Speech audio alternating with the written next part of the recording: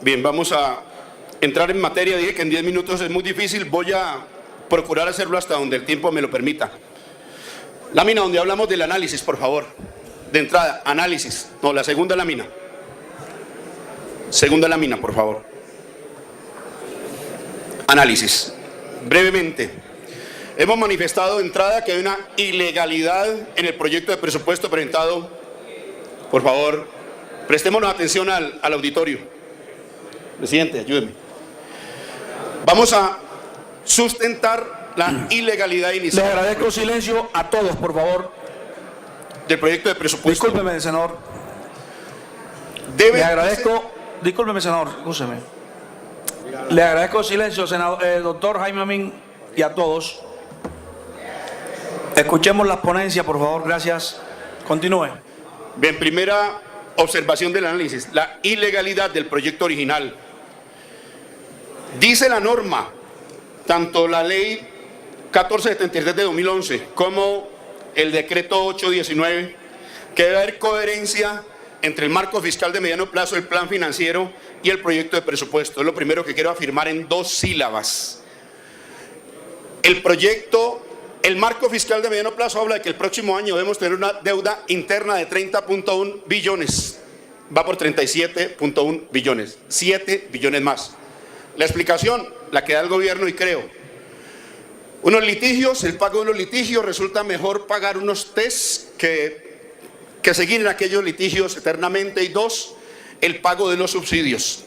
A falta de liquidez del Estado colombiano, emito títulos para soportar el pago de los subsidios de gas y de electricidad, alrededor de los cuales hay una tentación permanente del gobierno desde el plan de desarrollo. Lo hago notar y sigo con la exposición.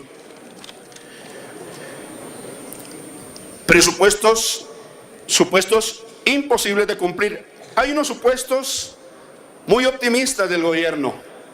Los últimos, me refiero a lo que ha dicho el propio Banco de la República, el estimado de crecimiento del próximo año. Esto tiene un impacto enorme en materia de recaudo presupuestal. Estamos hablando del crecimiento de la economía. Dice algún vocero de los partidos que vamos a crecer por encima del 4.3% el próximo año. Esto es definitivamente un supuesto absurdo. El Banco de la República habla de que probablemente crezcamos, miren ustedes allí, al 3.3%, y eso que hay otros amigos del gobierno, miren ustedes, que dicen que creceremos al 3%. ¿Qué ocurre si dejamos de crecer al 4.3 y crecemos al 3%? Que la cuarta parte, probablemente, del ingreso, del crecimiento esperado, refleje una menor recaudación de los impuestos por parte del Estado colombiano. Y esto es del ABC de la economía. No hay que tener mucho experticia económica para afirmarlo, pero además el escenario nacional de mercados internacionales y de tasa de cambio muy especialmente, y de inflación esperada. A propósito, cada vez están corrigiendo estos números. Dicen que el gobierno está presentándonos un proyecto bastante optimista, y la Contraloría particularmente ha llamado la atención sobre la volatilidad de la tasa de cambio. Continuemos. Esto pues así de meteórico es difícil, pero quiero aplicarme a lo que sigue. Presupuesto de la Nación. Básicamente, por razones de tiempo, los invito a mirar las partes subrayadas en rojo. Tanto el presupuesto de educación, del que, bueno, sesgadamente se dice que es el presupuesto, el rubro superior. No es verdad, no lo es tanto, lo estamos explicando con las cifras en la mano, pero me interesa dejar dicho también, lástima que sea tan pequeño, el tema de la deuda. De una deuda inicialmente proyectada en 59.296 billones, al momento de aprobar la primera versión del presupuesto, primer debate, se baja a 54.334.000. Y mostremos la siguiente, por favor. En esta en particular hay una nueva disminución. Tratemos de discutir lo que plantea el gobierno. No ha sido muy transparente el debate con el ministro y el ministerio al respecto. Permítame que escuche el ministro porque no quiero dejar de decirlo. No es cierto que haya sido tan transparente el debate al respecto. Hemos pedido copió esa información y no hemos podido deducir lo que al final a través de los medios de comunicación hemos venido medio a comprender. Esto es que la disminución de la deuda, y corrijo lo dicho por el doctor Ciro Ramírez, un eufemismo más bien bonachón, llamarle liberación de la deuda. ¿Liberación de la deuda? ¿El crédito gana-gana del barrio, el matoncito del barrio te va a liberar deuda o te la reestructura en demérito de los intereses tuyos y en este caso de los nacionales? Pues bien, hemos hecho un esfuerzo muy grande para comprender que al parecer hay una parte de prepago de la deuda y de otra parte, al parecer, hay canje de deuda, es decir, cambiamos unos títulos por otros, básicamente por una razón: la calificación de la deuda. Standard & Poor's, miremoslo bien, ¿qué dice? Bueno, está planteándonos la dificultad para el nivel de inversión en Colombia. Y los nervios que han producido esos hechos han hecho que se maquille el presupuesto y que en particular a la deuda se le dé este tratamiento. Pero, ¿cuál es la situación esperada? Esa que aparece allí. Si dejamos de pagar este año, el impacto en los sucesivos, dice el gobierno, va a ser como así se proyecta. Esta es la proyección del gobierno. Voy a hacerle notar lo siguiente. Corrían calendas anteriores cuando nos dijeron, hace más o menos 10 años, que si aprobábamos la regla fiscal para este periodo tendríamos una deuda muy inferior a la que hoy registramos. Miren ustedes lo que está ocurriendo.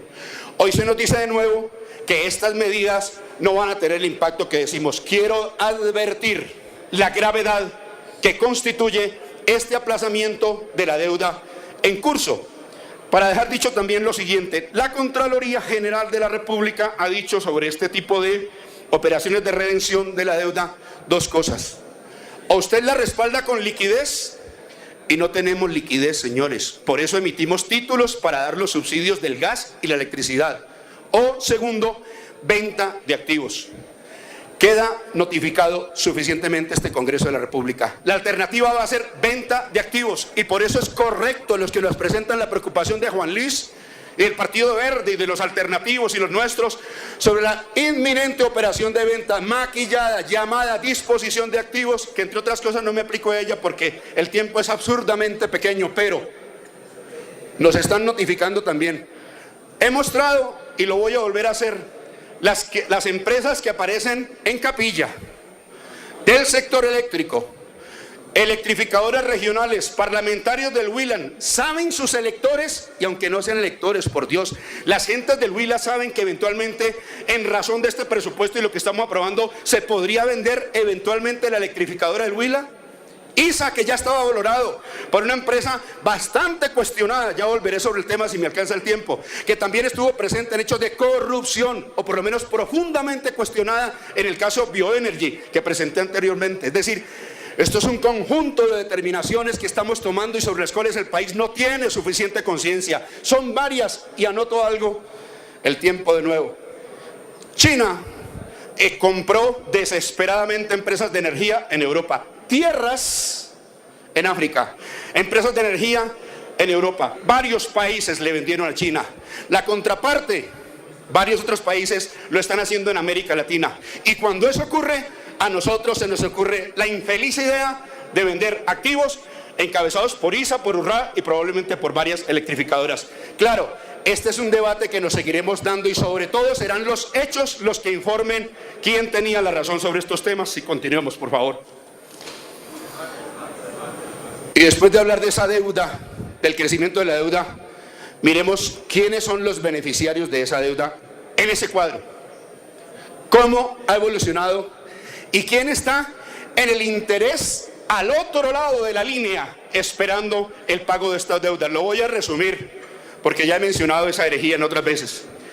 Si usted mira los primeros años, principalmente obtenemos recursos de empresas del Estado, del sector público y del Banco de la República y Fogafín, que aparecen a color marrón y zapote, y son las que se vienen estrangulando últimamente en beneficio de ¿quién? De los fondos privados de pensiones, en beneficio del sector privado en general y en beneficio del sector financiero. Es decir, hoy por hoy quienes se benefician de esta deuda, de la disposición de la deuda futuro, son aquellos que he mencionado, sector privado, particularmente Luis Carlos Sarmiento Angulo, que tantas veces hemos mencionado en el transcurso de estos debates, y ya tendremos ocasión de seguirlos mencionando.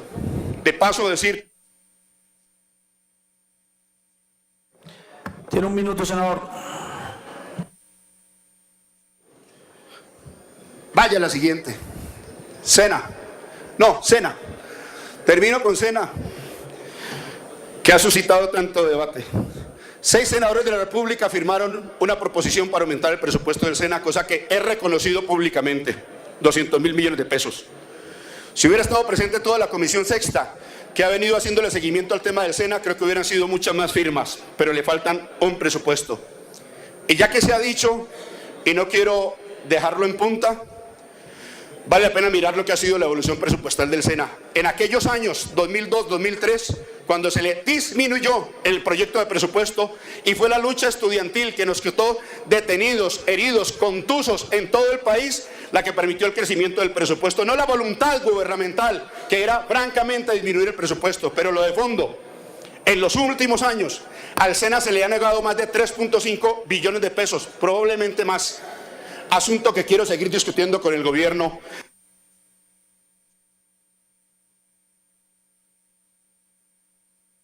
Senador, tiene 30 segundos más para que termine. Concluya, por favor. Solo me resta concluir. Ese sector financiero al que el país está literalmente empeñado es, ya lo dije anteriormente, el que nos está imponiendo la política laboral, pensional y en general el manejo fiscal del país. Ojalá y mañana el pueblo colombiano se notifique y salga a reclamar, como en el Ecuador, pacífica y enérgicamente, pero enérgicamente, el cambio del modelo, porque vamos de manera inminente hacia un crash económico y político. Muchas gracias, presidente. Gracias a usted.